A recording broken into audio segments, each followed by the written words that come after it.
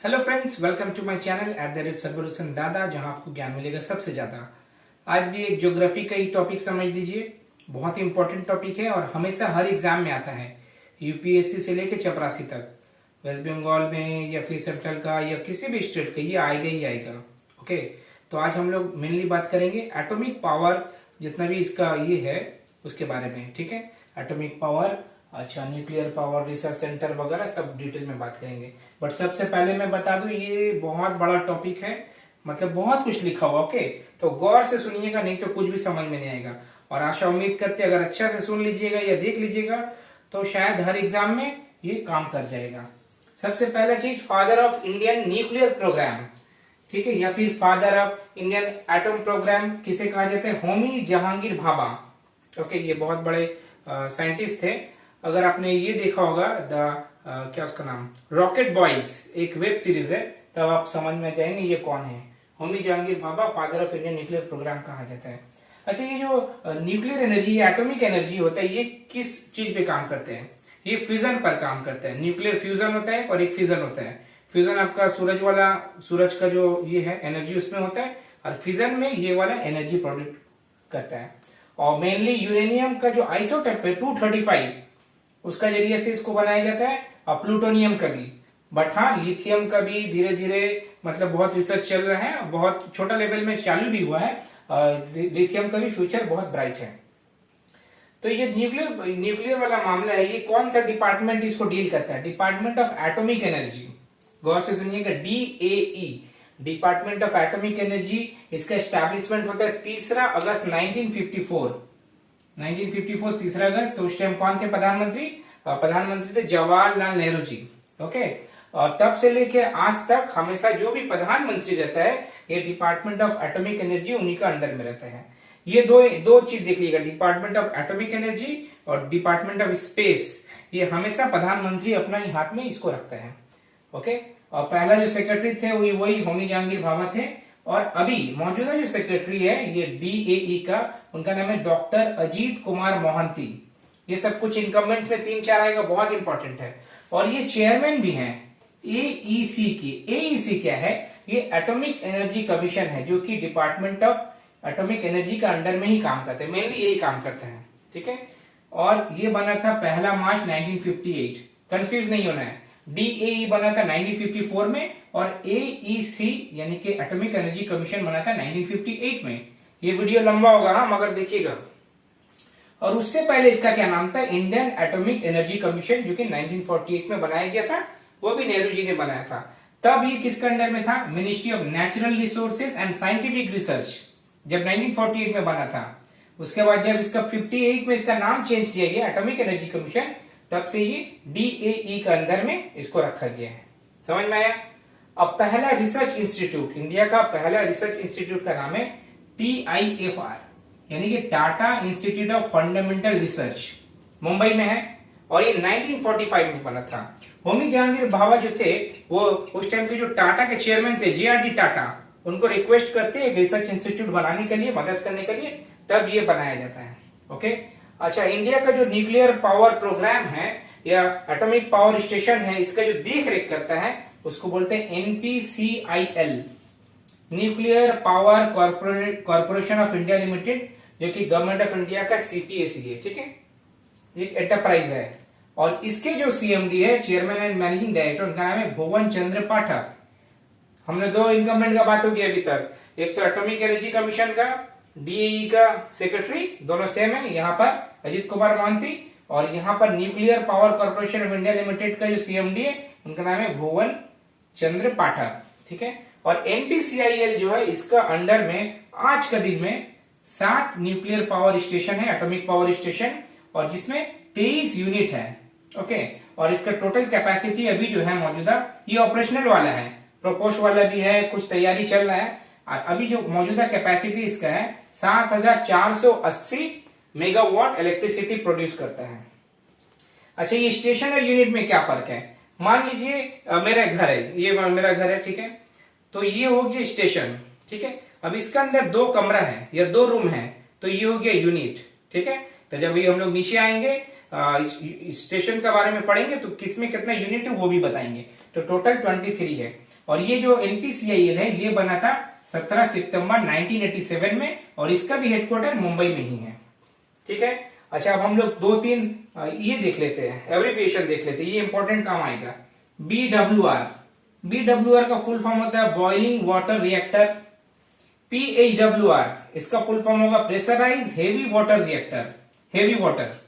अच्छा, VVER इसका full form होगा वाटर वाटर एनर्जेटिक रिएक्टर। अब आप सोचेंगे VV से वाटर वाटर कैसे हुआ? एक्चुअली ये रशियन लैंग्वेज में है। रशियन लैंग्वेज में जो पानी है उसको वोडका टाइप का कुछ बोला जाता है। ठीक है, तो उसी में ये जैसा कि फीफा का हम लोग कभी कभी पढ़ते हैं, अच्छा FIH का पढ़ते हैं, वैसे ही ये रशियन लैंग्वेज में है। तो इसका फुल फॉर्म होगा water water energetic reactor. Okay. अच्छा, ये जो हेवी वाटर होता है, नॉर्मल वाटर का हम लोग क्या जानते हैं, H2O बोला जाता है, और हेवी वाटर को बोला जाता है D2O, ड्यूटेरियम ऑक्साइड। ठीक है।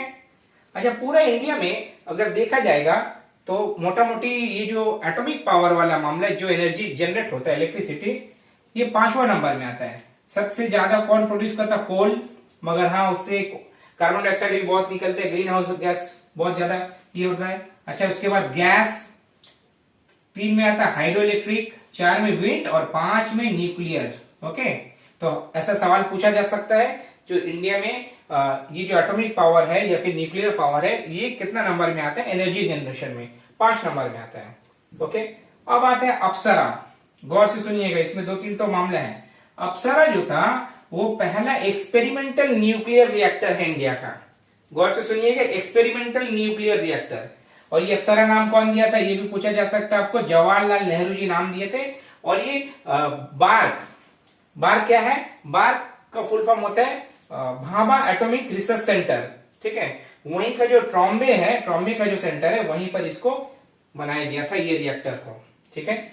अच्छा, अब हम लोग देख लेते हैं 7 जो मैंने कहा अभी स्टेशन, उसके बारे में देख लेते हैं और डिटेल देख लेते हैं।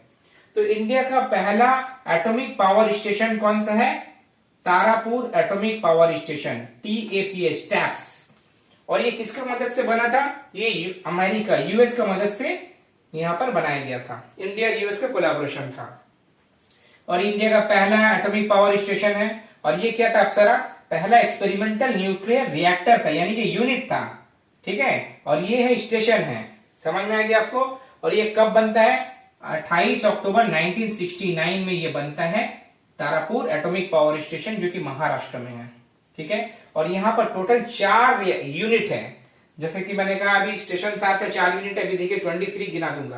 तो 4 में से 1 और 2 जो है ये BWR है। BWR यानी कि वही बॉइलिंग वाटर रिएक्टर है। और बाकी 3-4 नंबर जो है ये PHWR है। ओके, यानी कि प्रेशराइज हेवी वाटर रिएक्टर। समझ में आया आपको? और मैं ये जो डेट बोल रहा हूँ ना, ये जो ईयर बोल रहा हूँ, ये सब का पहला यूनिट कब बोलूंगा, क्या हर यूनिट का अलग अलग है। समझ में? अच्छा, अब उसके बाद आता है रैप्स। रैप्स का फुल फॉर्म है राजस्थान एटॉमिक पावर स्टेशन। और ये किसका मदद से बना था? कनाडा का मदद से बना था।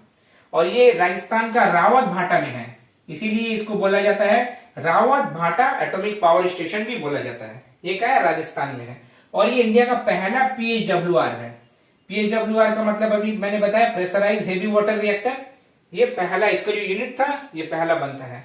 और ये 16 दिसंबर 1973 में। अच्छा, ये सब जो डेट है ना, ये कमर्शियली ऑपरेशनल का डेट है। ठीक है, बन तो बहुत टाइम लगता है, और पूरी कमर्शियली जो ऑपरेशन होता है, चालू होता है, उसी का डेट रहता है। और ये जो राजस्थान वाला है इसमें 6 यूनिट है, यानी कि सबसे ज्यादा यूनिट अभी मौजूदा इसी में ही है। और ये जो है चंबल नदी के ऊपर बनाया गया, वहीं पर राणा प्रताप सागर डैम भी है। ये आपसे पूछा जा सकता है। समझ में आया? ज्यादातर देखिएगा जितना भी एटॉमिक पावर स्टेशन रहता है ना, या तो नदी का पास रहेगा या तो फिर कोस्टल एरिया में रहेगा।